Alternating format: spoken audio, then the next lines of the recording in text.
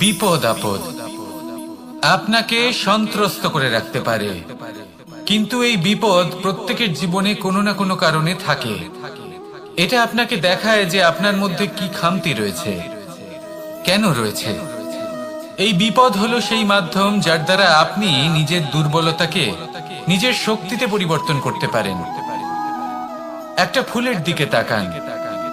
একটা ফুল তার বুকে যখন একটা সূচ বিধে এপার ওপার হয়ে যায়, শুধু তখনই আমাদের প্রভুর জন্য ফুলের মালা তৈরি করা যায়। সেই জন্য কখনোই বিপদকে ভয় পাবেন না, তার থেকে দূরে পালাবেন না, একে স্বাগত জানান। বোঝার চেষ্টা করুন এই বিপদ কেন আছে। যদি বিপদকে বুঝতে পারেন তবেই জীবনকে বুঝতে পারবেন। যদি জীবনকে বুঝতে পারেন তবে এই বিপদকে সম্পদে পরিণত করতে পারবেন। আসুন আর আমার সাথে ভালোবেসে বলুন, রাধা রাধা। কখনো কখনো মনে এই ভাবনা আসতেই পারে যে ঈশ্বর আজ পর্যন্ত এত রূপে অবতীর্ণ হয়েছেন, এতবার এই পৃথিবীতে এসেছেন, তারপরেও এই সংসারে কোথাও না কোথাও এই পাপ বসবাস করে। এটার কারণ কি? এটার কারণ আমরা স্বয়ংই। যখন কোনো ব্যক্তি এই পৃথিবীর পথপ্রদর্শন করে, এই সংসারকে উচিত দিশা দেখায়, এই সংসারের মঙ্গল করে, আমরা সেই ব্যক্তিকে মানুষ থেকে ঈশ্বর বানিয়ে ফেলি।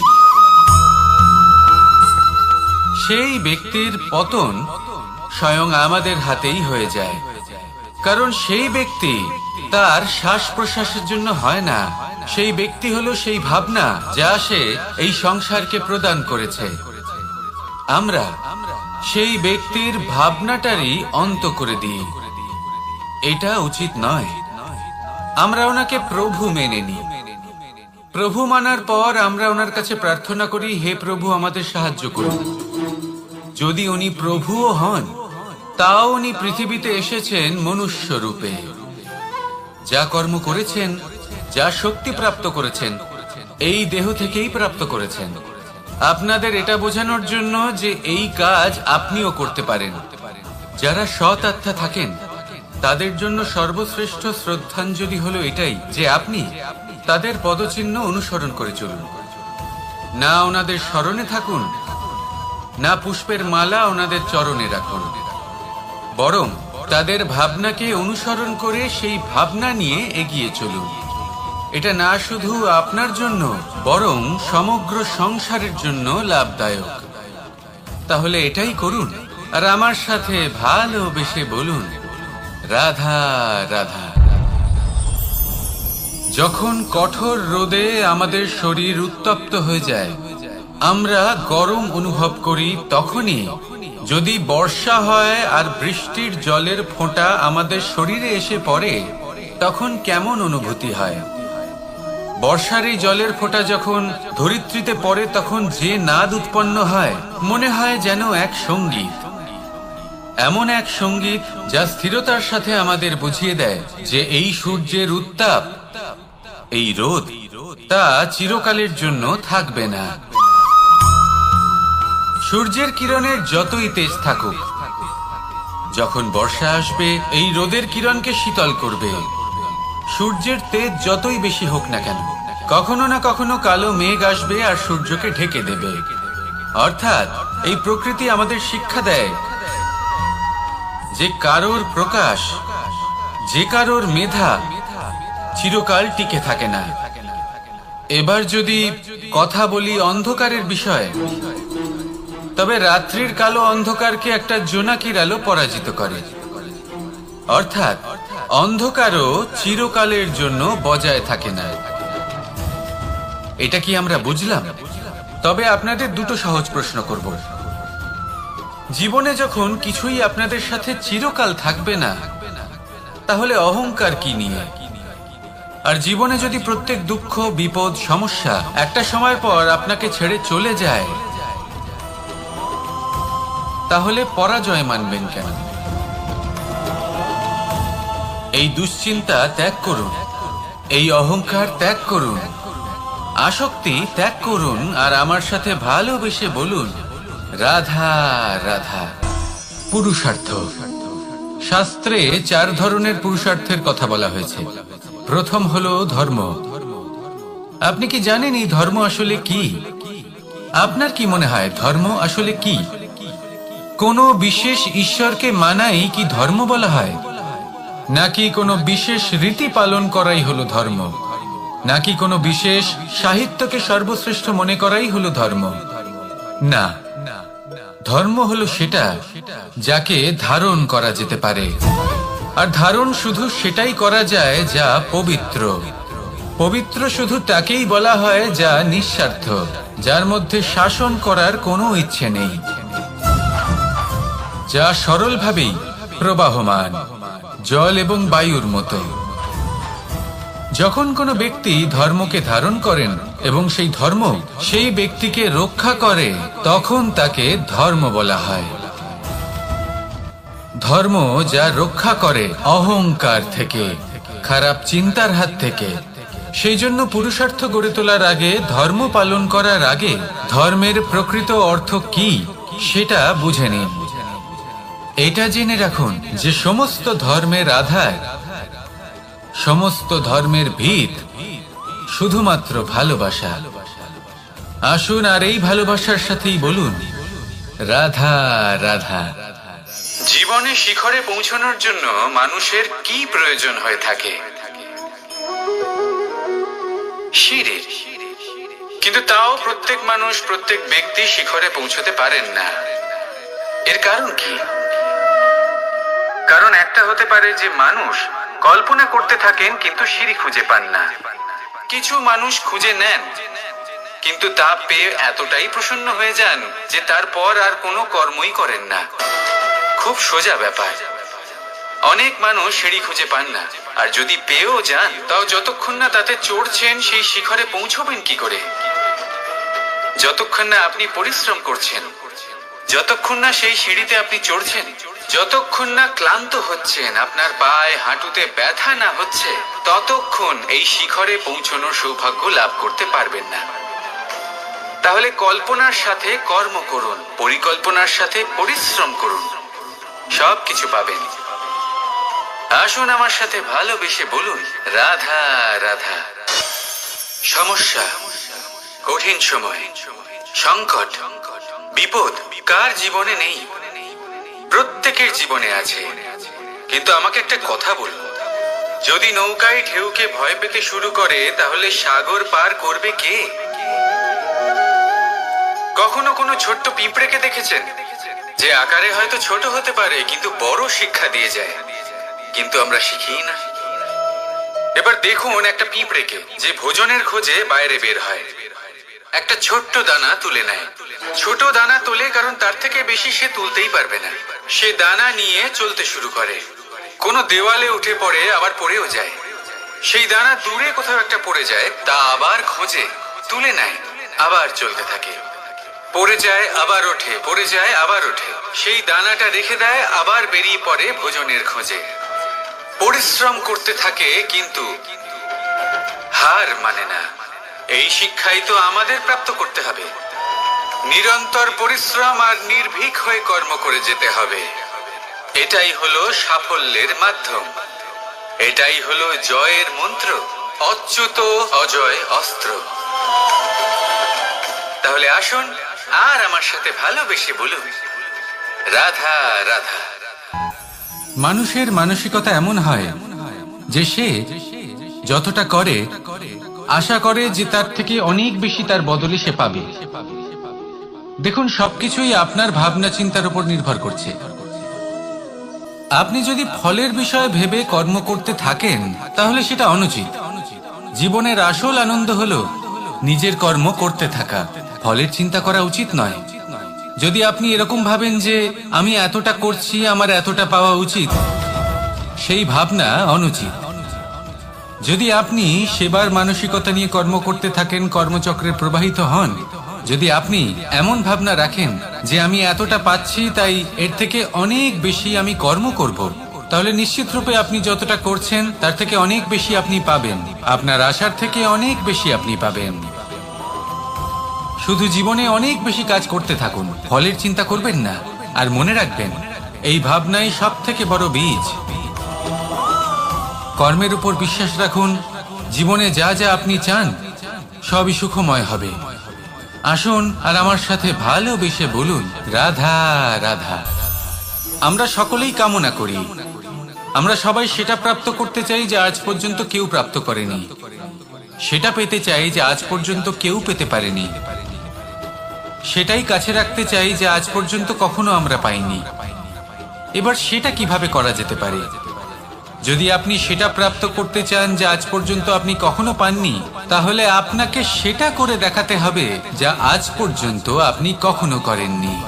সেই চেষ্টা করতে হবে যা আজ পর্যন্ত কখনো করেননি, সেই পরিশ্রম করতে হবে যা আজ পর্যন্ত কখনো করেননি। তবেই আপনি সেটা পাবেন যা আজ পর্যন্ত কখনো পাননি। কারণ যেমন বীজ বপন করবেন তেমনই অঙ্কুর আপনি লাভ করবেন। আসুন আর আমার সাথে ভালোবেসে বলুন, রাধা রাধা। মানুষ কতটা বিচিত্র হতে পারে। সব সময় স্বপ্ন দেখতে থাকে যে কাল আমি এটা করব, কাল আমি ওটা শুরু করব, কাল আমি ওটা সম্পন্ন করব। এই যে কাল শব্দটা, এই কাল অত্যন্ত বিচিত্র এক শব্দ।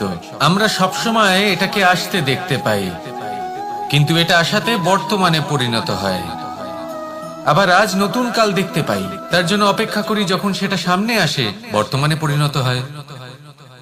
এই কাল সবসময় একটা মিথ্যে সান্ত্বনা দেয় যে সে আসছে, কিন্তু সে কখনোই আসে না। যেটা আপনার হাতে রয়েছে তা হলো আজ, বর্তমান। তাই যা করার আছে, যা সম্পন্ন করতে চান, যা শুরু করতে চান, আজ করুন, বর্তমানে করুন। কারণ আজ আপনি যা করবেন সেটাই আপনার ভবিষ্যৎ নির্ধারিত করবে। ভবিষ্যতের বিষয় ভাবতে থাকলে ভবিষ্যৎ সুন্দর হবে না। আজ কর্ম করতে হবে। তাই আজ বর্তমানে জীবন যাপন করুন, কর্ম করুন, আর আমার সাথে ভালোবেসে বলুন, রাধা রাধা।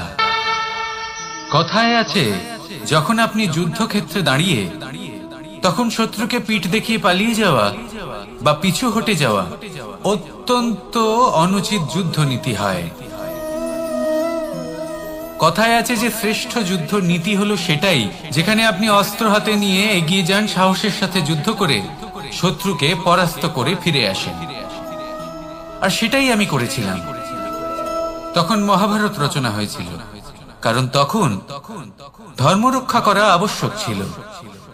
কিন্তু এমনও একটা সময় ছিল যখন আমি যুদ্ধ থেকে পালিয়েছি, কারণ তখন প্রজাদের সুরক্ষা বেশি গুরুত্বপূর্ণ ছিল। আমার গায়ে যুদ্ধ বিমুখ হবার কলঙ্ক লাগিয়েছিল। কিন্তু ঠিক আছে, আমি সেটাই করেছিলাম যেটা প্রয়োজনীয় ছিল। শ্রীরামও লঙ্কা গিয়ে রাবণকে হত্যা করার পূর্বে 4 মাস ধরে অপেক্ষা করেছিলেন। অপেক্ষায় ছিলেন কবে সেই সেতু সম্পন্ন হবে। তারপরে গিয়ে রাবণকে পরাস্ত করলেন, তাকে বধ করলেন। জীবনে কখনো কখনো থেমে যাওয়া বা পিছু হটে যাওয়া কার্যকর হতে পারে। এটা প্রত্যেক সময়ের উপরে নির্ভর করে। শত্রু যে কেউ হতে পারে, যখন খুশি আক্রমণ করতে পারে। কোনো মানুষ হতে পারে, আবার কোনো দানবও হতে পারে। আমাদের নিজেদের মানসিকতা হতে পারে, কোনো অসুখ হতে পারে, মহামারীও হতে পারে। সেক্ষেত্রে সেটাই করুন যেটা উচিত মনে হয়। দেখুন, প্রত্যেকবার নারায়ণ তো আপনাকে সাহায্য করতে আসবেন না। অনেক সময় মানুষকে নিজেকেই সেই বাধার সম্মুখীন হয়ে তাকে পরাস্ত করতে হয়। আর এমনিতেও কথায় আছে যে প্রত্যেক নরের মধ্যে নারায়ণ আছেন। তাই অন্তরের নারায়ণকে জাগ্রত করুন, আর যা সমস্যা আছে তাকে সমাপ্ত করে ফেলুন। তা সে যতই পিছু হটে করতে হোক না কেন। আসুন আর আমার সাথে ভালোবেসে বলুন, রাধা রাধা। মানুষ সত্যের সাথে অবগত হবার জন্য ব্যাকুল হয়ে থাকে, চিরকাল চেষ্টা করতে থাকে। জন্ম থেকেই তার মনে এই ইচ্ছে জাগ্রত হয় সত্যিটা কি সেটা জানতে। এবার এই ইচ্ছে এটা পূর্ণ কিভাবে করা যেতে পারে? কারণ মনে হয় যে জ্ঞান অর্জন করলেই এই ইচ্ছে পূর্ণ হতে পারে। তাই কেউ কেউ জ্ঞানের পেছনে ছুটতে থাকেন।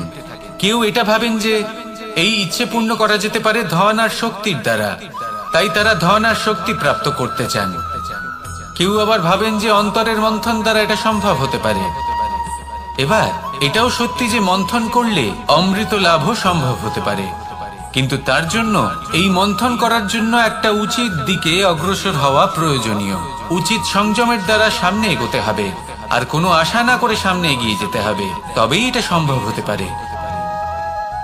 একটা বাদ্যযন্ত্রের কথা ভেবে দেখা যাক। তার থেকে সুর তখনই নির্গত হয় যখন তার তারগুলি ঠিক করে বাঁধা হয়। যদি বেশি বেঁধে ফেলা হয় তাহলে তার ছিঁড়ে যেতে পারে, আর যদি ঢিলে থেকে যায় তাহলে তার থেকে উচিত সুর নির্গত হবে না। একটা অত্যন্ত গুরুত্বপূর্ণ কথা মনে রাখবেন, সত্যকে লাভ করার প্রাথমিক আধার হল অনুশাসন। জীবনে এই অনুশাসন আনুন, সত্য আপনা আপনি আপনার কাছে চলে আসবে, আর এই মন প্রসন্ন হয়ে বলবে রাধা রাধা।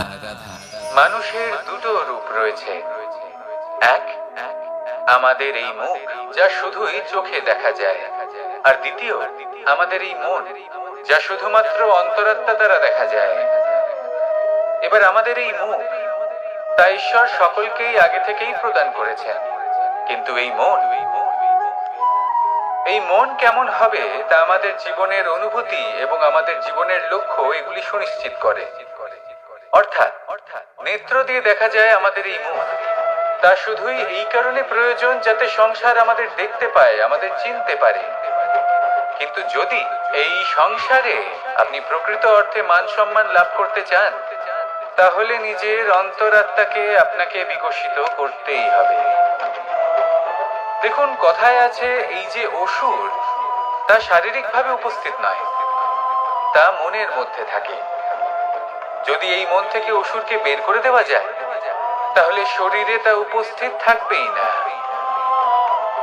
তাই মনকে শুদ্ধ করুন আর আমার সাথে ভালোবেসে বলুন রাধা রাধা। পরিশ্রম, এই শব্দগুলি শুনতে হয়তো ছোট মনে হয়, কিন্তু এর মূল্য অনেকটাই অধিক। এবার প্রয়াসও কিন্তু দুই ধরনের হয়। একটা প্রয়াস তাই যা আমরা নিজের মন থেকে, অন্তর থেকে সমগ্র শক্তি দিয়ে করার চেষ্টা করি। এবারে এই প্রয়াস প্রচেষ্টার নামান্তর। কিছু প্রয়াস এমন হয় যেমন দ্রুতক্রীড়া খেলা। মানুষ বলেন আজ একটু প্রয়াস করি, একটু দ্রুতক্রীড়া খেলেই দেখি, যদি বিজয়ী হই তবে ভালো ব্যাপার, যদি না হই তবে আর কখনো খেলবো না। এটাও কিন্তু প্রয়াস, কিন্তু এই প্রয়াস পরিশ্রম নয়। পাণ্ডবদের দেখুন, ওনারা যখন পরিশ্রম করেছিলেন তখন খাণ্ডবপ্রস্থকেও ইন্দ্রপ্রস্থ বানিয়েছিলেন। দ্রুতক্রীড়া খেললেন, সেই মুহূর্তেই ইন্দ্রপ্রস্থ হারিয়ে ফেললেন। পরিশ্রম করলেন, সগৌরবের রাজা হলেন। দ্রুতক্রীড়া খেললেন, তখন এক মুহূর্তে রাজা থেকে নিঃস্ব হয়ে গেলেন। সারমর্ম এটাই যে দ্রুতক্রীড়া কখনো কখনো আপনার মিত্র হতে পারে, কখনো সে আপনাকে বিজয়ী করতে পারে, কিন্তু প্রয়াস এবং পরিশ্রম যখন একসাথে মিলিত হয় তখন তা সর্বদাই আপনার সাথে থাকে। প্রয়াস করতে থাকুন, পরিশ্রম করতে থাকুন, আর আমার সাথে ভালোবেসে বলুন রাধা রাধা। কখনো কোনো বাগানের কোনো বৃক্ষকে দেখেছেন যেখানে সুগন্ধি ফুল থাকে, রসালো ফল থাকে? তখন মন প্রফুল্ল হয়ে ওঠে, মন থেকে সেই বৃক্ষের প্রতি ভালোবাসা জন্মায়। কিন্তু যিনি বাগানের মালিক, শুধুমাত্র তিনিই জানেন যে কিভাবে এই বৃক্ষকে আগলে রাখতে হয়, কিভাবে তার পরিচর্যা করলে এতে সুন্দর সুগন্ধি ফুল হবে, রসালো ফল হবে। কখনো কখনো প্রয়োজনের থেকে বেশি রোদ পেলে এই বৃক্ষগুলি শুকিয়ে যায়, প্রয়োজনের থেকে কম রোদ পেলেও এই বৃক্ষ কিন্তু শুকিয়ে যায়। প্রয়োজনের থেকে কম জল যদি পায় এই বৃক্ষ শুকিয়ে যেতে পারে, প্রয়োজনের থেকে অতিরিক্ত জল যদি পায় তখনও এই বৃক্ষের শিকড়গুলি নষ্ট হয়ে যেতে পারে। এবার এটাই কিন্তু আমাদের সংসারের সাথেও হয়। আমাদের সংসারের সকল প্রতিভাশালী ব্যক্তি, যেমন লেখক, বিচারক, প্রবক্তা, যোদ্ধা, এদের সবার ক্ষেত্রে এই কথাটাই প্রযোজ্য। যদি বেশি প্রশংসা করা হয় তাহলেও এরা হারিয়ে যাবে। প্রয়োজনের থেকে বেশি যদি নিন্দা করা হয় তখনও তারা নত হয়ে পড়বেন। তাহলে আপনি এদের রক্ষা করুন এবং নিজেদেরও। মনে রাখবেন একটা কথা, জেনে রাখুন কখন কোন নিন্দায় আপনি লজ্জিত হবেন না, আর কখন কোন প্রশংসার দ্বারা নিজের মধ্যে অহংবোধ জাগ্রত করবেন না। এই মন সুপ্রসন্ন হয়ে বলবে, রাধা রাধা। আমাদের গৃহে অনেক কক্ষ রয়েছে, কিন্তু এমন কি আছে যে একটাই থাকে? আমাদের গৃহের দ্বার। এমন কেন হয়? অনেক দ্বার তো থাকতেই পারে। ভেবে দেখুন, একটা বিশাল ভবন রয়েছে, তার চতুর্দিকে অনেক দ্বার আছে। ভালোই হবে, যাতায়াত করতে সুবিধা হবে, কিন্তু এমন আমরা কেন করি না? এবার আপনি বলবেন যে এটার উত্তর তো সহজ। যতগুলো দ্বার থাকবে ততজন দ্বারপালও থাকবে। কে কখন কোথা থেকে আসবে, কোথায় চলে যাবে সেদিকে খেয়াল থাকবে না। চুরির সম্ভাবনাও বেড়ে যাবে। যাক, এই বিষয়ে অন্তত আপনি বোঝেন। সেই জন্য আপনার গৃহে একটাই দ্বার রয়েছে। কিন্তু আপনার মনের বিষয় কি জানেন? আপনার মনেও কি কোনো দ্বার আছে? নেই। তার মানে যে কোনো ব্যক্তি যেখান থেকে খুশি আসতে পারে, আর আপনার মনে যা খুশি প্রবেশ করিয়ে চলে যেতে পারে। কোনো বাধার সম্মুখীন না হয়ে কোনো ব্যক্তি আপনার মনে যা কিছু প্রবেশ করিয়ে চলে যাবে, তা সে আমাদের পক্ষে শুভ হোক, অশুভ হোক, বা যতই ঘাতক হোক না কেন। সেই ভাবনা হতে পারে বাসনাময়, ক্রোধে পরিপূর্ণ, মতভেদে পরিপূর্ণ, বিদ্বেষ বা অহংকারে পরিপূর্ণ, বা কোনো ব্যর্থ ভাবনা হতে পারে। বিশ্বের যে কোনো ভাবনা মনে এসে বসবাস করতে পারে। এবার মনে যা ভাবনা থাকবে, মন সেটাই অনুভব করবে। নেতিবাচক ভাবনা যদি মনে ঘর করে, মন সুখ অনুভব কি করে করবে? সেই জন্য আবশ্যক হলো মনের মাঝে ইতিবাচক সত্তার দ্বার গড়ে তোলা। অর্থাৎ কোনো ভাবনা যদি আসে এবং ইতিবাচক হয়, তাহলে তাকে মনে প্রবেশ করতে দিন। যদি তা আপনাকে আর্থিক, সামাজিক, পারিবারিক, আধ্যাত্মিক লাভ দেয়, তাহলে তাকে প্রবেশ করতে দিন। যদি না দেয়, যদি তা নেতিবাচক ভাবনা হয়, তাকে দ্বার থেকেই আবার ফিরিয়ে দিন। জীবনে শিখরে পৌঁছানোর জন্য মানুষের কি প্রয়োজন হয়ে থাকে? সিঁড়ির। কিন্তু তাও প্রত্যেক মানুষ, প্রত্যেক ব্যক্তি শিখরে পৌঁছতে পারেন না। এর কারণ কি? কারণ একটা হতে পারে যে মানুষ কল্পনা করতে থাকেন কিন্তু সিঁড়ি খুঁজে পান না। কিছু মানুষ খুঁজে নেন, কিন্তু তা পেয়ে এতটাই প্রসন্ন হয়ে যান যে তারপর আর কোনো কর্মই করেন না। খুব সোজা ব্যাপার। অনেক মানুষ সিঁড়ি খুঁজে পান না, আর যদি পেয়েও যান, তাও যতক্ষণ না তাতে চড়ছেন, সেই শিখরে পৌঁছবেন কি করে? যতক্ষণ না আপনি পরিশ্রম করছেন, যতক্ষণ না সেই সিঁড়িতে আপনি চড়ছেন, যতক্ষণ না ক্লান্ত হচ্ছেন, আপনার পায়ে হাঁটুতে ব্যথা না হচ্ছে, ততক্ষণ এই শিখরে পৌঁছানোর সৌভাগ্য লাভ করতে পারবেন না। তাহলে কল্পনার সাথে কর্ম করুন, পরিকল্পনার সাথে পরিশ্রম করুন, সব কিছু পাবেন। আসুন আমার সাথে ভালোবেসে বলুন, রাধা রাধা। সমস্যা, কঠিন সময়, সংকট, বিপদ কার জীবনে নেই? প্রত্যেকের জীবনে আছে। কিন্তু আমাকে একটা কথা বলুন, যদি নৌকায় ঢেউকে ভয় পেতে শুরু করে, তাহলে সাগর পার করবে কে? কখনো কোনো ছোট্ট পিঁপড়েকে দেখেছেন, যে আকারে হয়তো ছোট হতে পারে, কিন্তু বড় শিক্ষা দিয়ে যায়? কিন্তু আমরা শিখি না। এবার দেখুন একটা পিঁপড়েকে, যে ভোজনের খোঁজে বাইরে বের হয়, একটা ছোট্ট দানা তুলে নেয়। ছোট দানা তোলে কারণ তার থেকে বেশি সে তুলতেই পারবে না। সে দানা নিয়ে চলতে শুরু করে, কোনো দেওয়ালে উঠে পড়ে, আবার পড়েও যায়। সেই দানা দূরে কোথাও একটা পড়ে যায়, তা আবার খোঁজে, তুলে নেয়, আবার চলতে থাকে। পড়ে যায়, আবার ওঠে, পড়ে যায়, আবার ওঠে। সেই দানাটা রেখে দেয়, আবার বেরিয়ে পড়ে ভোজনের খোঁজে। পরিশ্রম করতে থাকে, কিন্তু হার মানে না। এই শিক্ষাই তো আমাদের প্রাপ্ত করতে হবে। নিরন্তর পরিশ্রম আর নির্ভীক হয়ে কর্ম করে যেতে হবে। এটাই হলো সাফল্যের মাধ্যম, এটাই হলো জয়ের মন্ত্র, অচ্যুত অজয় অস্ত্র। তাহলে আসুন আর আমার সাথে ভালোবেসে বলুন, রাধা রাধা। আকাঙ্ক্ষা কখন লোভে পরিণত হয়ে যায় তা কেউ বলতে পারে না। এবার তার পরিণাম কি হতে পারে তাও আমরা কেউ জানি না। আজ আমি আপনাকে বলছি, কোনো ব্যক্তি সবথেকে বেশি ক্ষতির সম্মুখীন তখনই হয় যখন সে এটা মনে করে যে সে সবথেকে বেশি সুরক্ষিত স্থানে রয়েছে। সে ভাবে যে সে সেখানে সুরক্ষিত রয়েছে। সে তখন অসাবধান হয়ে পড়ে, আর তখনই তাকে জীবনের সবথেকে বড় ক্ষতির সম্মুখীন হতে হয়। নিঃস্ব হয়ে যাওয়ার পরিস্থিতি কোনো মানুষের জীবনে তখনই আসে যখন তার কাছে প্রচুর সম্পত্তি থাকে এবং সে তার থেকেও অনেক বেশি সম্পত্তি অর্জন করতে চায়। সেই অনেক বেশি সম্পত্তি অর্জন করার চেষ্টায় সে এমন কিছু করে বসে যার ফলে তাকে সমস্ত সম্পত্তি হারাতে হতে পারে। একজন রচনাকার নিজেই নিজের প্রতিভা একদম শেষ করে দিতে পারে যখন সে অনেকগুলো কাজ নিজের কাঁধে নিয়ে নেয়। একটা গুরুত্বপূর্ণ কথা সবসময় মনে রাখবেন, আজ আপনি যেখানেই থাকুন না কেন, যেমনই যে কোনো স্থানেই থাকুন না কেন, এর পেছনে আপনার আকাঙ্ক্ষার একটা বিশাল ভূমিকা রয়েছে।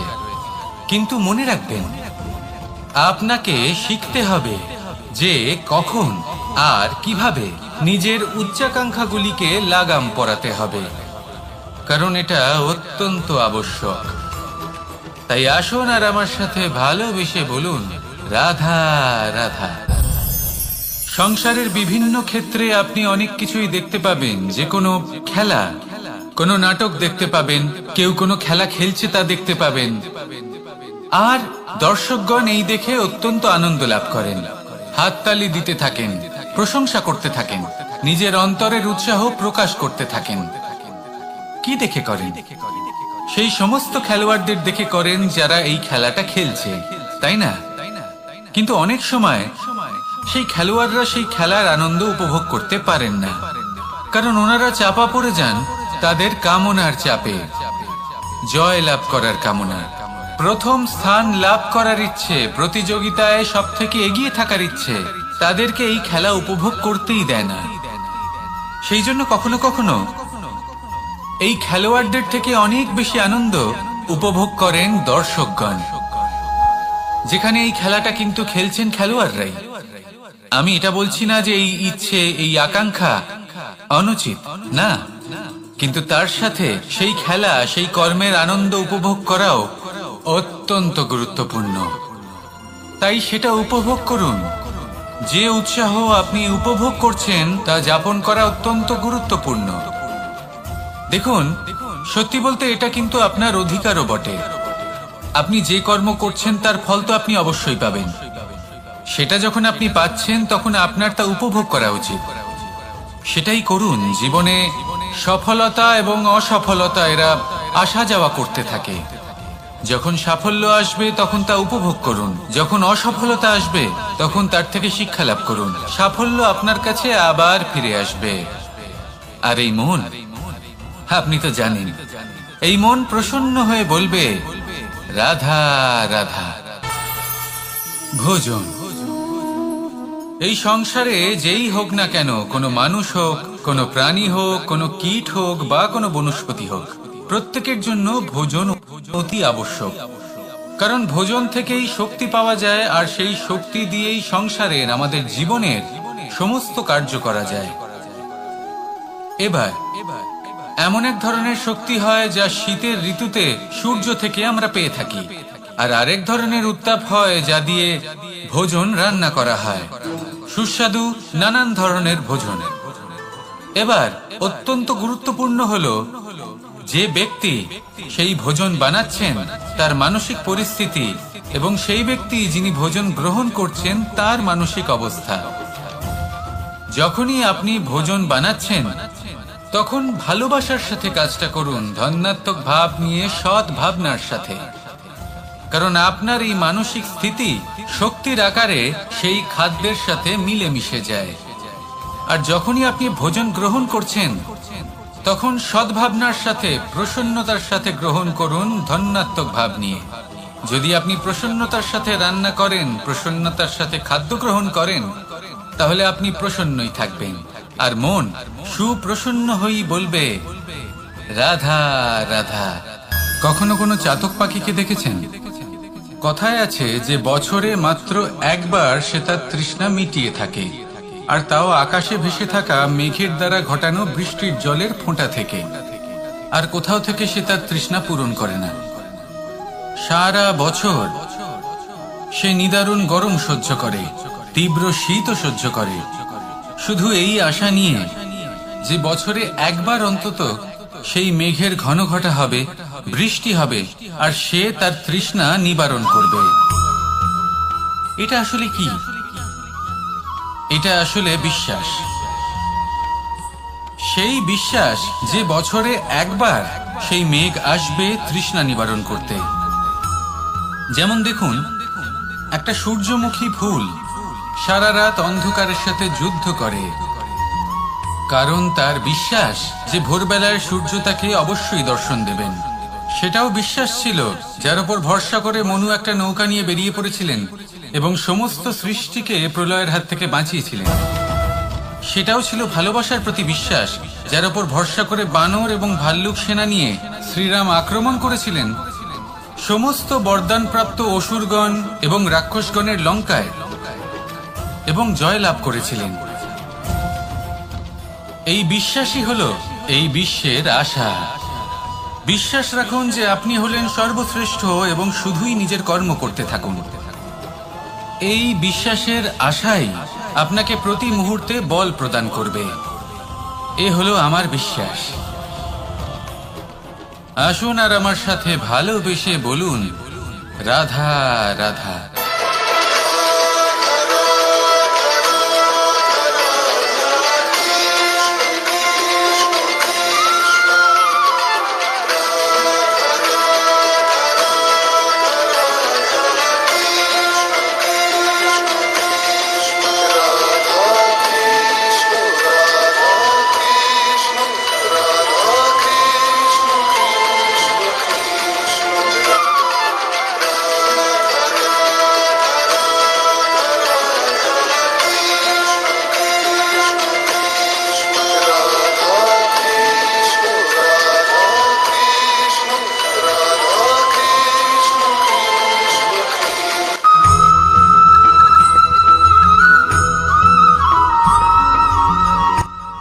রাত্রে আমরা সুখ নিদ্রা লাভ করি, আমরা স্বপ্ন দেখি, ভবিষ্যতের পরিকল্পনা করি, খুব ভালো লাগে।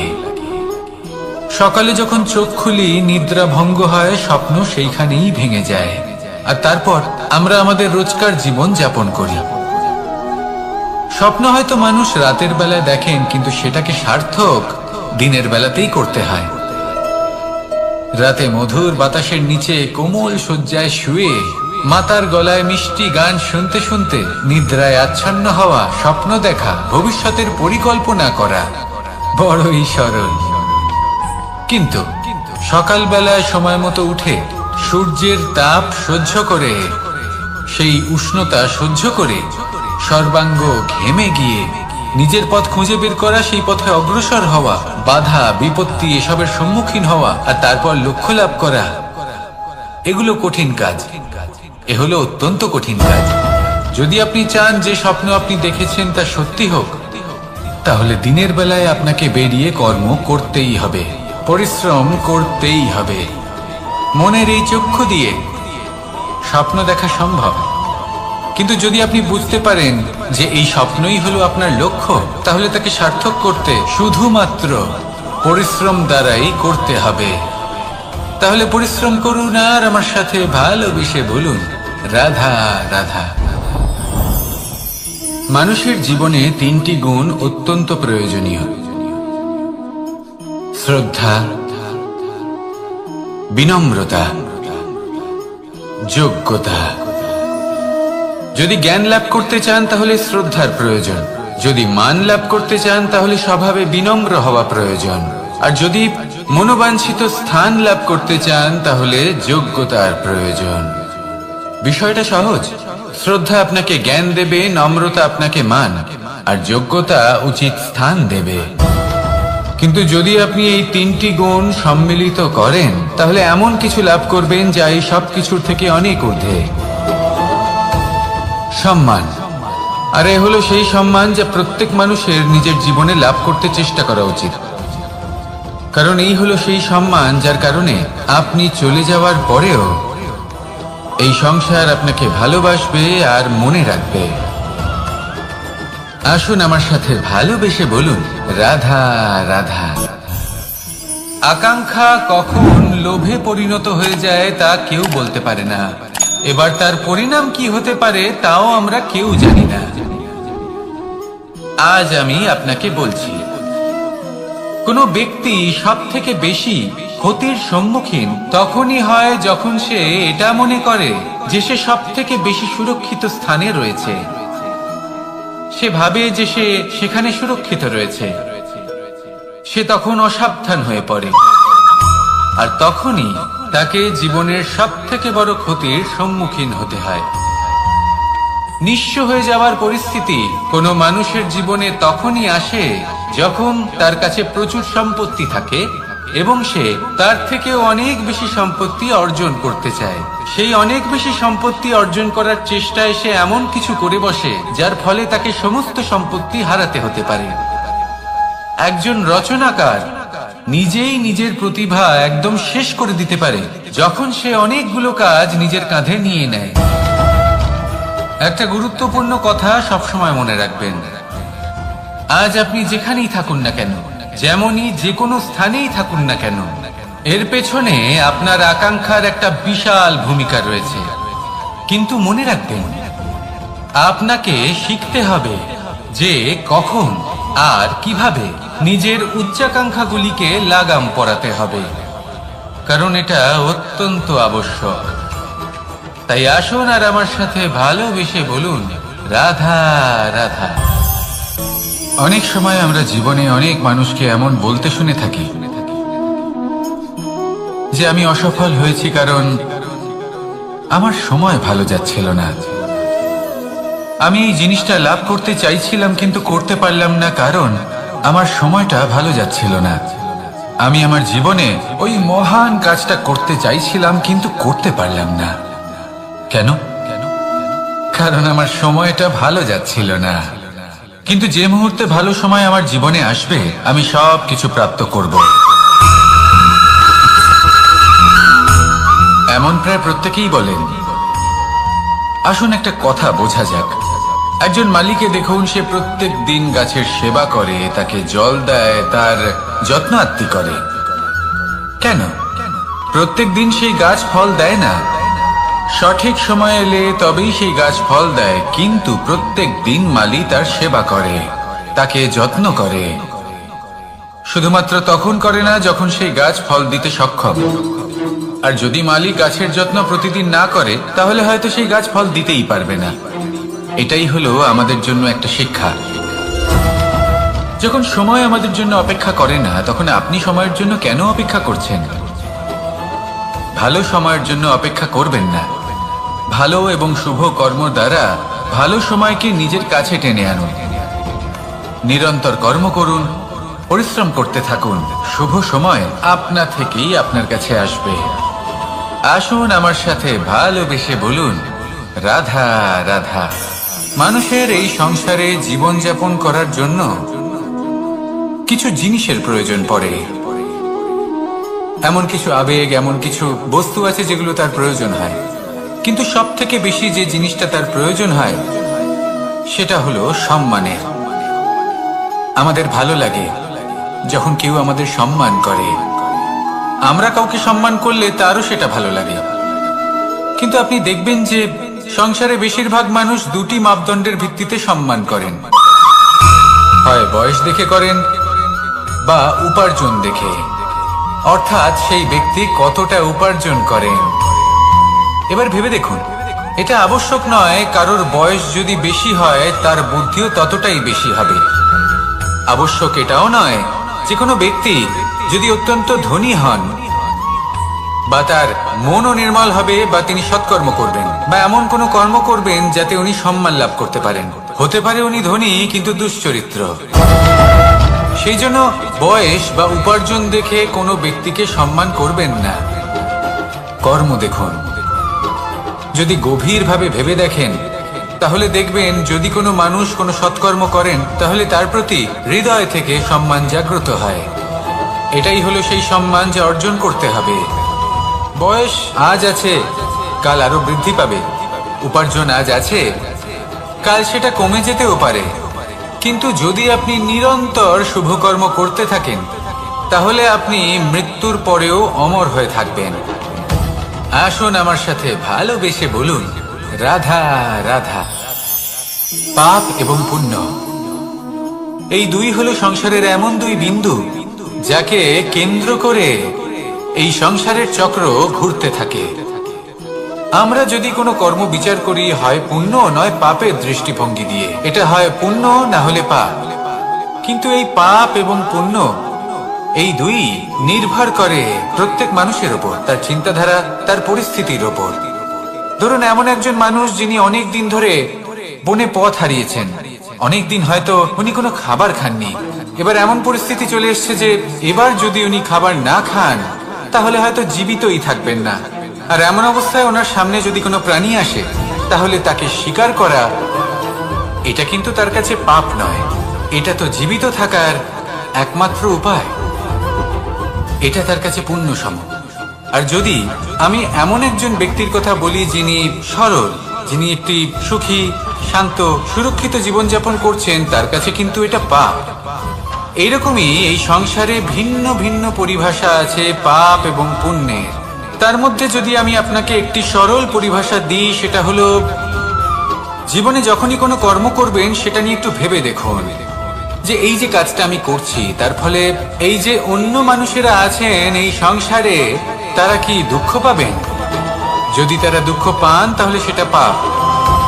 যদি আপনি এমন কোনো কর্ম করেন যার ফলে অন্যরা প্রসন্নতা লাভ করেন, তাদের মুখে হাসি ফুটে ওঠে, যদি তারা প্রেরিত হন, জীবনে সামনে এগোতে পারেন, তাদের বিকাশ হয়, তাহলে এটা হলো পুণ্য। তাই জীবনে সবসময় পুণ্য করতে থাকুন আর আমার সাথে ভালোবেসে বলুন, রাধা রাধা। বনস্পতি ফলনের জন্য আমাদের কিসের প্রয়োজন পড়ে? একটু ধরিত্রীর, একটু পরিশ্রমের, আর একটা বীজের। এবার যদি মানুষের কথা বলি তাহলে এখানে ধরিত্রী হলো মানুষের এই জীবন, যেখানে মানুষ নিজের ইচ্ছের ফল ফুল ফলন করতে চায়। পরিশ্রম হলো আমাদের কর্ম, আর বীজ হলো আমাদের নির্বাচন। আমাদের বেছে নিতে হবে যে আমরা কি বপন করব, আম নাকি ফণি মনসা। এর মধ্যে আমরা কি পেতে চাই? রসালো ফলের ফলন চাই নাকি কাঁটার ফলন চাই, তা আমাদের উপর নির্ভরশীল। কিন্তু একটা কথা ঠিক, লক্ষ্য যেমনই হোক না কেন, জীবন যেমনই হোক না কেন, যদি আপনি লক্ষ্যের দিকে এগোতে থাকেন তাহলে কর্মের সাথে খামখেয়ালি আচরণ করতে পারবেন না। যদি আপনি এমন করেন তাহলে এটা আপনাকে একটা অনুচিত লক্ষ্যে পৌঁছে দেবে, সেটা কিন্তু নিশ্চিত। সবসময় এটা মনে রাখবেন, কর্মের সাথে খামখেয়ালি হবেন অর্থাৎ কর্মফলও আপনার সাথে খামখেয়ালি হবে। তাহলে নিষ্ঠার সাথে কর্ম করতে থাকুন আর নিজের লক্ষ্যকে প্রাপ্ত করুন। আর আমার সাথে ভালোবেসে বলুন, রাধা রাধা। অগ্নি চতুর্থ তত্ত্ব, সব থেকে বেশি গুরুত্বপূর্ণ কিন্তু তার থেকেও বেশি ভয়াবহ। কখনো অগ্নিকে নিয়ন্ত্রিত রূপে উনুনে জ্বলতে দেখেছেন? এই অগ্নি আমাদের খাবার বানাতে সাহায্য করে, যা আমাদের শক্তি প্রদান করে। কিন্তু এই অগ্নি যখন বিচলিত হয়ে, অনিয়ন্ত্রিত হয়ে কোন বনের আগুন হয়ে ওঠে, তখন মহা বিনাশ ঘটে যায়। আপনারই অন্তরের ঊর্জা হলো এই অগ্নি। এটা আপনার শক্তিও, আপনার ক্রোধ। একে ব্যবহার কিভাবে করবেন তা আপনারই হাতে। যদি কোনো ব্যক্তি নিজের অন্তরের এই ঊর্জাকে ব্যবহার করেন শক্তির রূপে, তাহলে সে বিকাশ ঘটাতে পারে, নির্মাণ ঘটাতে পারে। কিন্তু যদি কোনো ব্যক্তি তার অন্তরের ঊর্জাকে বিধ্বংসী অস্ত্র বানিয়ে ফেলেন, তাহলে নিশ্চিত রূপে মহা বিনাশ ঘটতে পারে, যাতে বিনাশ তারও অবশ্যই হবে। অনেক বছর পূর্বে এমনই এক আগুনের দ্বারা এই সুন্দর পৃথিবীর নির্মাণ হয়েছিল।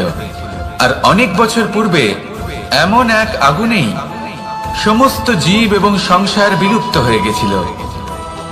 এবার আপনি আপনার অন্তরের ঊর্জা দ্বারা বিনাশ ঘটাতে চান নাকি নির্মাণ ঘটাতে চান, সেই সিদ্ধান্ত আপনারই। আসুন আমার সাথে ভালোবেসে বলুন, রাধা রাধা। কখনো কখনো এমন হয় আমরা আমাদের বাড়ির উঠোনে বীজ বপন করি, আর তা বিকশিত হয় একটা সুন্দর বৃক্ষে।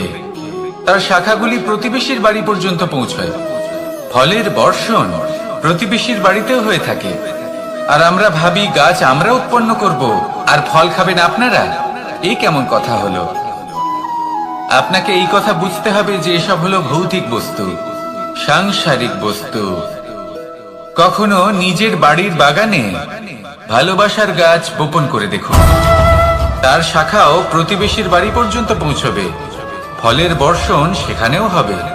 কিন্তু সেই ফল চাইতে আপনাকে যেতে হবে না, সেই ফল দ্বিগুণ মাত্রায় আবার আপনার কাছেই ফিরে আসবে।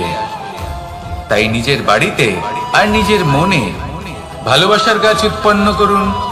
এই জীবন প্রসন্ন হয়ে বলবে, রাধা রাধা।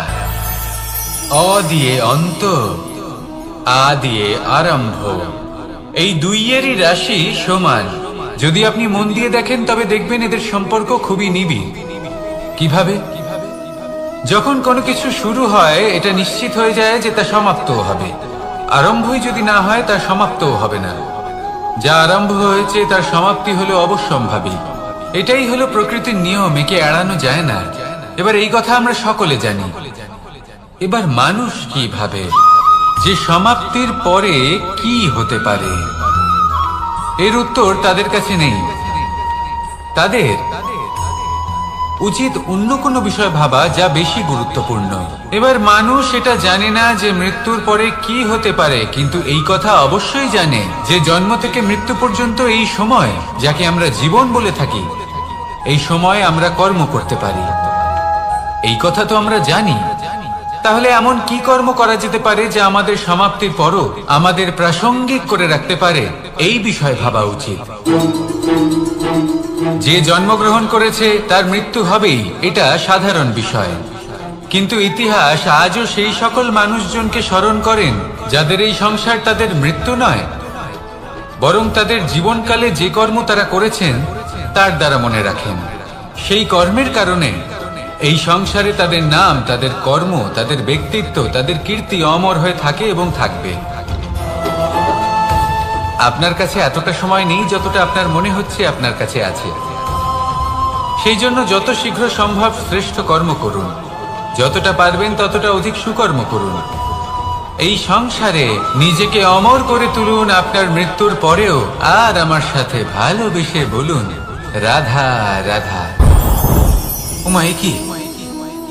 আমি কখন থেকে এখানে অপেক্ষা করছি, হাত পেতে দাঁড়িয়ে রয়েছি যাতে একটা ফল আমার হাতে এসে পড়ে এবং সেটা আমি খেতে পারি। কখন থেকে অপেক্ষা করছি, কিন্তু সেটা হচ্ছেই না। এবার আপনি বলবেন যে এসব কি বলছি, এ কি অদ্ভুত কথা বলছি। যদি ফল খেতে হয় তাহলে আমাকে বৃক্ষে চড়তে হবে, ফলের কাছে পৌঁছতে হবে, তবেই তো ফল পাবো। এবারে এটা অত্যন্ত সহজ ব্যাপার, কিন্তু এই বিষয়টা আপনি নিজের জীবনের প্রসঙ্গে ভেবে দেখুন। লক্ষ্য কোথায় আছে আপনি জানেন, সেই লক্ষ্যে পৌঁছানোর পথ কি সেটাও আপনি জানেন, সেই পথে চলার ক্ষমতাও আপনার রয়েছে, কিন্তু তাও আপনি নিজের লক্ষ্য লাভ করতে পারছেন না। কেন? কারণ আপনি অপেক্ষা করছেন যে লক্ষ্য আপনার সামনে চলে আসবে, কিন্তু তা হয় না। লক্ষ্য সে যাই হোক না কেন, ধন হোক, প্রেম হোক, কোনো সম্মান হোক বা মোক্ষ হোক, যদি আপনি তার দিকে অগ্রসর না হন তাহলে ফল প্রাপ্তি অসম্ভব ব্যাপার, তা কোনোদিনই হবে না। সেই জন্য আপনার চোখের সামনে আপনি যদি নিজের লক্ষ্যকে দেখতে পান তাহলে উঠুন এবং সেই দিকে অগ্রসর হতে শুরু করুন। নিজের অন্তরের সকল অশুভ গুণ দূর করুন, অলসতা ত্যাগ করুন, অজ্ঞানতা ত্যাগ করে দিন এবং চলতে থাকুন। অবশ্যই মনোবাঞ্ছিত ফল লাভ করতে পারবেন। মনে রাখবেন, চলতে থাকলে তবেই লক্ষ্য প্রাপ্তি হবে। অপেক্ষার দ্বারা শুধুমাত্র মৃত্যু লাভ হবে।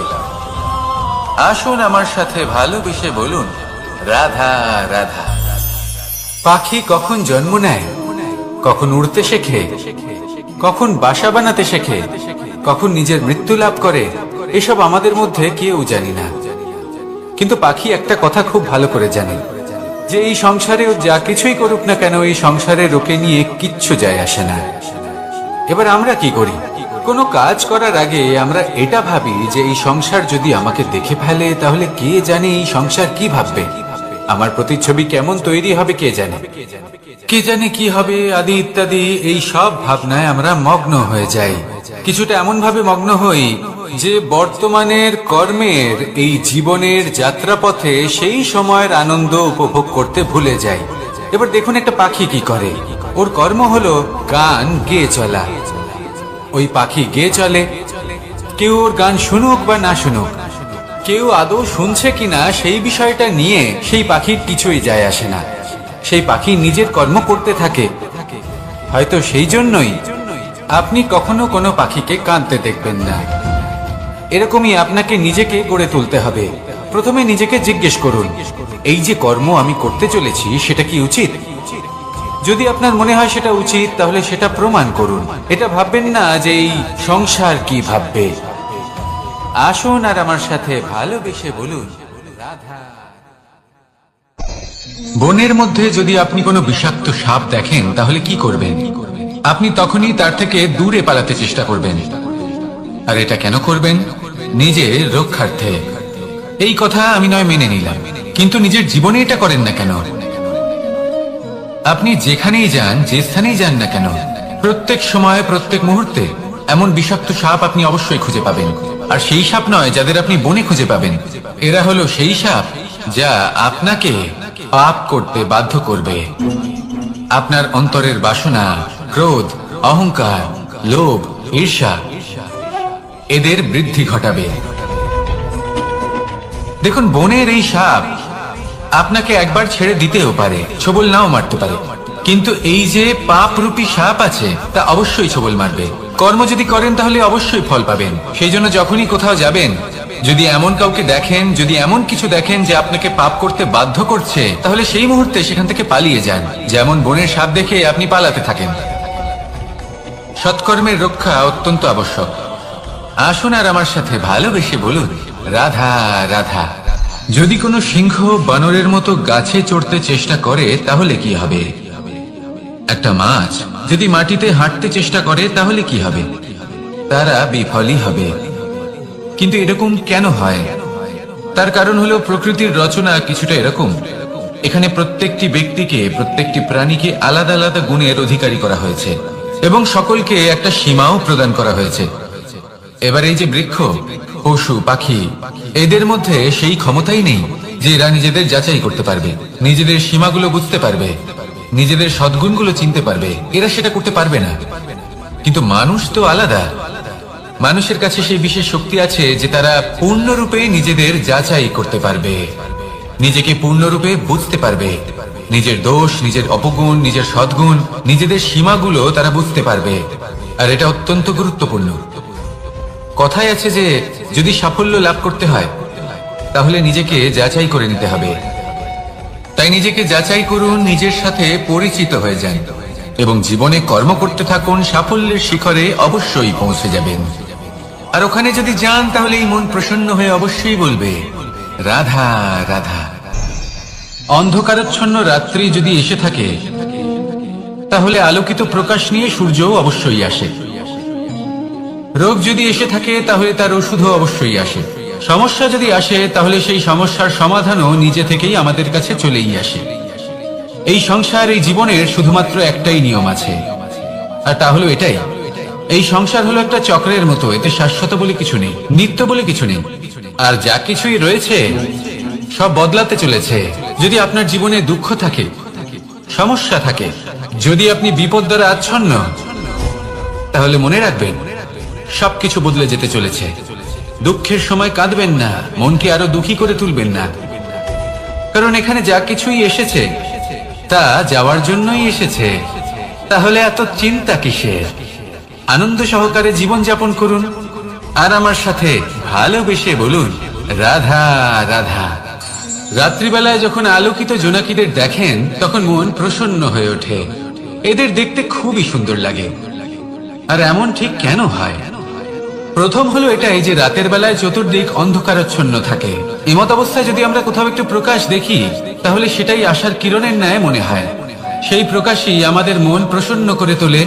আর সেই জন্য যে সকল মানুষ রাতের বেলায় কোনো জোনাকি দেখতে পান তারা প্রসন্ন হয়ে যান।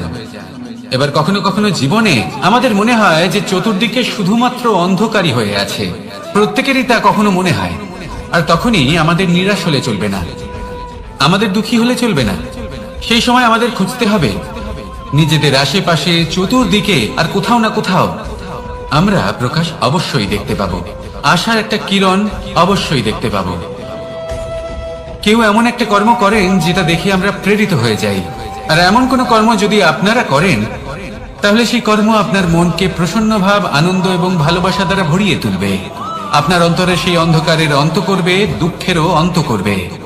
আর এই মন প্রসন্ন ভাব নিয়ে বলবে, রাধা রাধা। মনুষ্য জীবনের সব থেকে বেশি গুরুত্বপূর্ণ বিষয় হল মনের একাগ্রতা। এই সংসারের যে কটি মহান কার্য সম্পাদন হয়েছে তা হলো মনের এই একাগ্রতার একমাত্র ফল।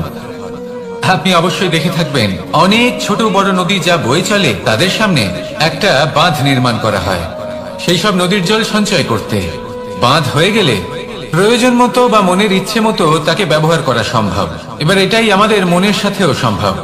আমাদের মনের একাগ্রতা আজকের দিনে দাঁড়িয়ে বিভিন্ন ধরনের বিকার, ক্রীড়া এবং ভোগের মধ্যে ভাগ হয়ে গেছে। একে একত্রিত করতে হবে, একটা বাঁধ নির্মাণ করতে হবে, কর্মের বাঁধ।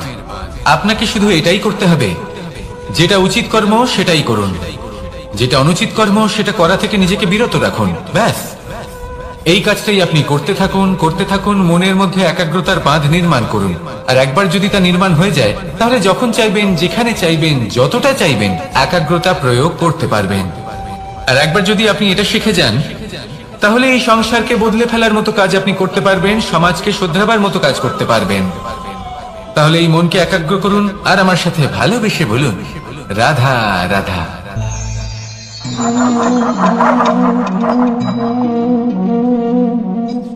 কোন ব্যক্তিকে নিশ্চয়ই দেখেছেন যিনি নিজে কাঠ কাটার এই কাজে নিপুণ এবং অভিজ্ঞ।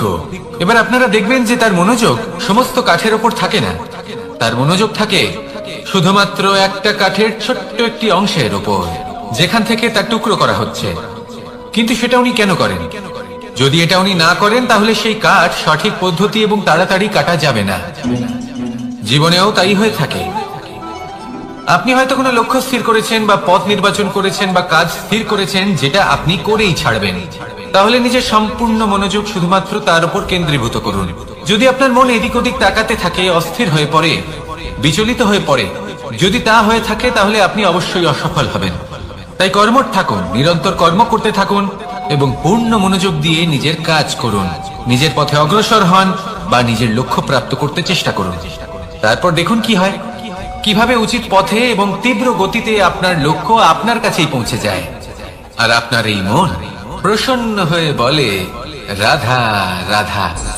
কখনো কোনো নদীকে দেখেছেন? একই আকার, একই স্থান, শুধু প্রবাহিত হতে থাকে। এর মধ্যে কখনো কোনো অপদ্রব্য ফেলে দেখুন, দেখবেন সেটা বেশিক্ষণ সেখানে থাকে না। সেটা নদীর সাথে বইতে থাকে আর বয়ে যেতে যেতে সাগরে সমাহিত হয়ে যায় আর শেষ পর্যন্ত সাগর সেটাকে তটে ফেলে দেয়। কিছুটা এমন হওয়া উচিত আমাদের বিচারধারাও। এক স্থানে তা স্থগিত হওয়া উচিত নয়, এটা সবসময় প্রবাহমান হওয়া উচিত। তবেই আমাদের চেতনা, আমাদের মূল্যবোধ এবং আমাদের স্মৃতি এই তিনটি শ্রেষ্ঠ থাকবে। আর এটাই হলো পুকুর এবং নদীর মধ্যে পার্থক্য। নদীতে জল সবসময় বয়ে চলে, সেই জন্য পবিত্র থাকে, শুদ্ধ থাকে এবং পরিষ্কার থাকে। আর সেখানে এই পুকুরের তলদেশে সব জমা হতে থাকে আর সেই জন্য তা অপবিত্র হয়ে যায়। তাই সবসময় এই বিচারধারা প্রবাহমান রাখুন। যদি মনে কোনো ভাবনা চলে আসে, সেখানেই থেকে যায় এবং বিদ্যে থাকে, তাহলে তা বের করে দিন, তাকেও বয়ে যেতে দিন এবং তার যা উত্তর হবে তা সময়ের সাথে আপনার সামনেই চলে আসবে। শুধুই নদীর মতো প্রবাহমান হন আর আমার সাথে ভালোবেসে বলুন, রাধা রাধা। এই সংসারে সাফল্য লাভ করার জন্য জ্ঞানের প্রয়োজন হয়, পরিশ্রমের প্রয়োজন হয়, দৃঢ় নিষ্ঠার প্রয়োজন হয়। নিরন্তর চেষ্টা করা প্রয়োজনীয়। কিন্তু আরো কিছু আছে যা অত্যন্ত প্রয়োজনীয় এবং গুরুত্বপূর্ণ। তা হলো ভালো বন্ধু। তাদের থাকা অত্যন্ত প্রয়োজনীয়। যদি ভালো বন্ধু থাকে তাহলে সময় এলে তারা ঢাল হয়ে আপনাকে সুরক্ষা করবেন। সময় এলে অস্ত্রের মতো শত্রুকে সংহারও করবেন। যদি তিনি জ্ঞানী হন, তাদের মধ্যে সদ্গুণ থাকে, তাহলে এই সব গুণ আপনার মধ্যেও প্রবেশ করবে। তাহলে সাফল্যের জন্য ভালো বন্ধু পাওয়া অত্যন্ত প্রয়োজনীয়। কিন্তু শুধু বন্ধু কেন, ভালো শত্রুও থাকা প্রয়োজনীয়। এবার আপনি ভাববেন, আমি কি বললাম? যদি আপনার জীবনেও ভালো অর্থাৎ শক্তিশালী শত্রু থাকে, তাহলে আপনিও শক্তিশালী হতে থাকবেন। এই শত্রু আপনাকে প্রেরিত করবে আরো বেশি শক্তিশালী হয়ে ওঠার। কখনো কোনো হরিণকে দেখুন, তীব্র গতিতে দৌড়তে থাকে। কেন তীব্র গতিতে দৌড়ে? এই কারণে নয় যে কোথাও তার জন্য মধুর ঘাস অপেক্ষা করে রয়েছে, না। সে এই কারণে তীব্র গতিতে দৌড়য় কারণ সেটা না করলে তার পেছনে একটি সিংহ আছে যে ওকে নিজের ভোজন করে ফেলবে। তাই জীবনে বিপদ, সংকট, এই সবকিছুও হলো অত্যন্ত গুরুত্বপূর্ণ। তার সম্মুখীন হতে শিখুন আর আমার সাথে ভালোবেসে বলুন, রাধা রাধা। আমরা সবাই ফল খাই, কিন্তু আমাদের সেই ফলই প্রিয় হয় যে পরিপক্ক হয়ে ওঠে, যেটা নম্র হয়, আর যে ফল অনেক বেশি মিষ্টি আর সুস্বাদু হয়ে থাকে, যাদের রঙে বাহার দেখা যায়। সেইভাবে জীবনে আমরা নানান মানুষের সাথে পরিচিত হই, কিন্তু সেই মানুষই আমাদের মন ছুঁয়ে যায় যারা বিনম্র স্বভাবের, যাদের বাণী খুব মধুর, যাদের অন্তরে আত্মবিশ্বাসের একটা তেজ, একটা রং দেখা যায়। এবার এমন ব্যক্তি আমরা কি করে হব? ঠিক সেইভাবেই যেমন একটা ফল রোদ, বর্ষা, শীত, বায়ু, এই সকল সংকটময় পরিস্থিতির সম্মুখীন হয়ে পরিপক্ক হয়ে ওঠে, সেইভাবেই মানুষ সংকটময় পরিস্থিতির সম্মুখীন হয়ে পরিপক্ক হয়ে ওঠেন। যদি এই সংকটের সম্মুখীন হন তাহলে অভিজ্ঞ হবেন, আর এই অভিজ্ঞতাই শিক্ষা দিয়ে যাবে। এই অভিজ্ঞতা আমাদের শিখিয়ে দেয় যে আমাদের বিনম্র থাকতে হবে। অহংকার করে কোনো লাভ নেই। মধুর বাণীর যে কি মূল্য তা আমরা শিখতে পারি। এই অভিজ্ঞতাই আমাদের বুঝিয়ে দেয় যে উচিত অনুচিত কোনটা, আমাদের দৃষ্টিভঙ্গি তৈরি করে, আর এই দৃষ্টিভঙ্গি দ্বারা আত্মবিশ্বাস জাগ্রত হয়। সেই জন্য জীবনে কখনো বিপদ থেকে দূরে পালাবেন না, সেগুলোর সম্মুখীন হন, অভিজ্ঞতা লাভ করুন, তার থেকে শিক্ষা লাভ করুন, এইভাবেই পরিপক্ক হবেন। আসুন আমার সাথে ভালোবেসে বলুন, রাধা রাধা। ধন সঞ্চয় করা সম্ভব, আর সেই জন্য ধন সব থেকে বেশি মূল্যবান সম্পত্তি নয়। এবার আপনি বলবেন, আমি কি বলছি? এই ধন খুব মূল্যবান, আমরা সকলে অর্জন করতে ব্যস্ত। সেটা এই কারণে, কারণ আপনারা জানেন না এই সংসারের সব থেকে বেশি মূল্যবান সম্পত্তি কি। এ হলো সেই সম্পত্তি যা কখনো সঞ্চয় করা সম্ভব নয়। আপনার কাছে যতই ধন থাকুক তা দিয়ে আপনি স্বাস্থ্য লাভ করতে পারেন, বাড়ি কিনতে পারেন, আদি ইত্যাদি, কিন্তু আপনি যতই ধনী হন না কেন, ফেলে আসা দিনের একটা মুহূর্ত আপনি লাভ করতে পারবেন না। এই একটা মুহূর্ত, এই সময়, এটাই হলো সংসারের সব থেকে মূল্যবান সম্পত্তি। একবার চলে গেলে তা কখনোই ফিরে আসে না। আর এই মুহূর্ত যতই চলে যাক না কেন, আমরা স্মৃতির মাধ্যমে সেগুলি যাপন করতে পারি, তার আনন্দ উপভোগ করতে পারি, আর যার সাথে আমরা সময় অতিবাহিত করেছি তার স্মৃতিতে আমরা চিরকাল জীবিত থাকতে পারি। সেই জন্য সময় সব থেকে মূল্যবান সম্পত্তি, তাকে এইভাবে নষ্ট করবেন না। প্রত্যেকটা মুহূর্ত উপভোগ করুন, আনন্দ করুন, আর ভালোবেসে বলুন, রাধা রাধা। কনক, কি সুন্দর একটা শব্দ। এর অনেকগুলো রূপ রয়েছে, অনেকগুলো অর্থ রয়েছে। প্রথম অর্থ হলো স্বর্ণ, অর্থাৎ সম্পত্তি।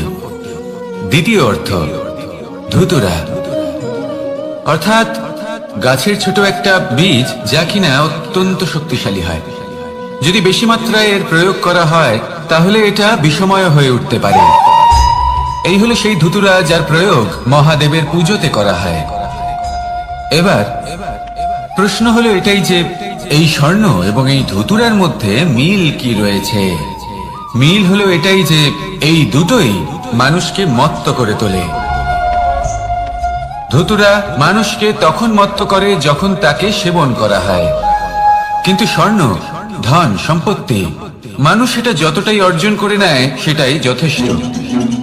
এই স্বর্ণ মানুষের ভাবনা চিন্তা করার ক্ষমতাকে বশ করে ফেলে।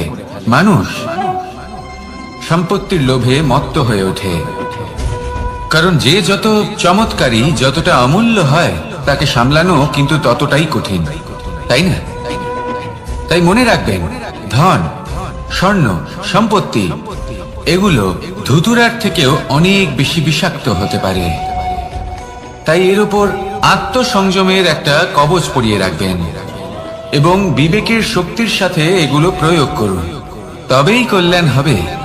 আসুন আমার সাথে ভালোবেসে বলুন, রাধা রাধা।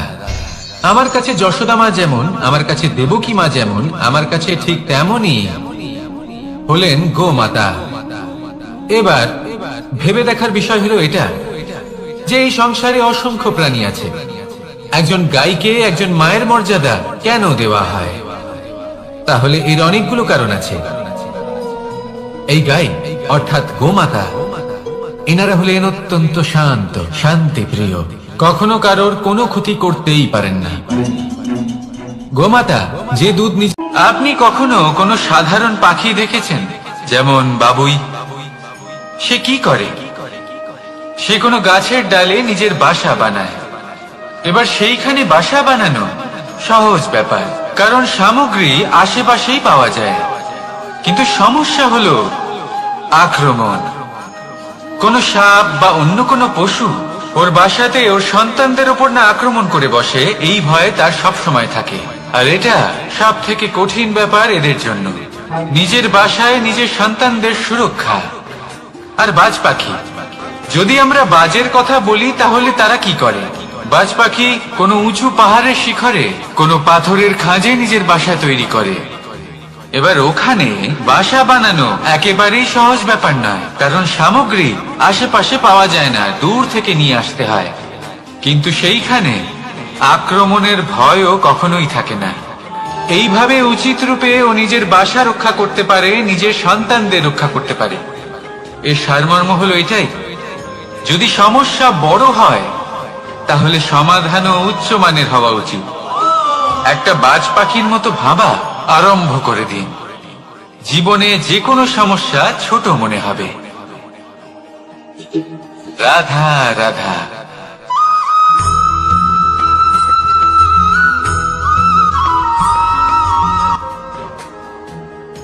ভাগ করে নেওয়া বা বন্টন করা প্রত্যেক মানুষের জীবনে অবশ্যই হয়ে থাকে, আর অনেক সময় এটা জীবনে অতি আবশ্যক হয়ে পড়ে। কিন্তু ভাগ করার মনোকামনা তার থেকেও বেশি গুরুত্বপূর্ণ হলো যে কোন ঘটনার আধারে এই বাটোয়ারা হলো। অনেক সময় এই বাটোয়ারা হলো শান্তির প্রতীক, আবার অনেক সময় এই বাটোয়ারা বিপ্লব ঘটাতে পারে, এমন এক বিপ্লব যা মহাযুদ্ধ ঘটিয়ে দিতে পারে। দেখুন, বাটোয়ারা সম্পত্তির হোক বা হোক ভিক্ষা, শিক্ষা কিন্তু একটাই। জীবনে অনেক সময় বাটোয়ারা দরকার হতে পারে, কিন্তু যতদূর সম্ভব তা এড়িয়ে চলুন, একসাথে মিলে এগিয়ে চলুন।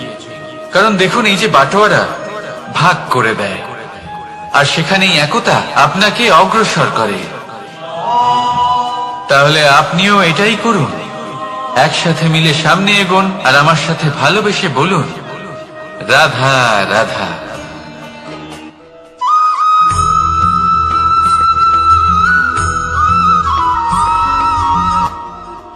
জীবনে এমন কিছু কাজ রয়েছে যা আপনাকে একাই করতে হয়, আর এমন কিছু কাজ রয়েছে যা আপনাকে একসাথে মিলে করতে হয়, একজোট হয়ে, সঙ্গবদ্ধ হয়ে।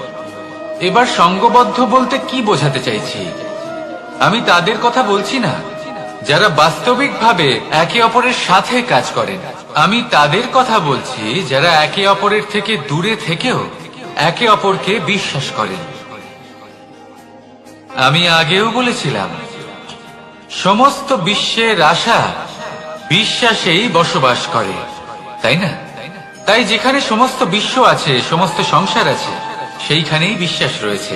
তাই আপনার আশেপাশে এমন দল সঙ্গবদ্ধ করুন যাদের আপনার উপর বিশ্বাস আছে আর যাদেরকে আপনি বিশ্বাস করতে পারেন। তাহলে আসুন আর আমার সাথে ভালোবেসে বলুন, রাধা রাধা।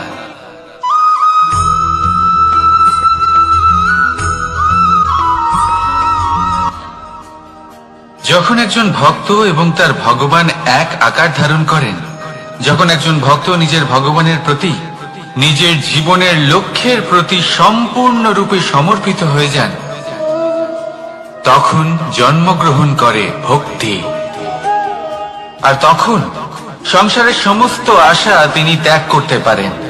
সমস্ত আশা শেষ হতে পারে, কিন্তু মানুষের সঙ্গ ভক্তি কখনো ত্যাগ করে না।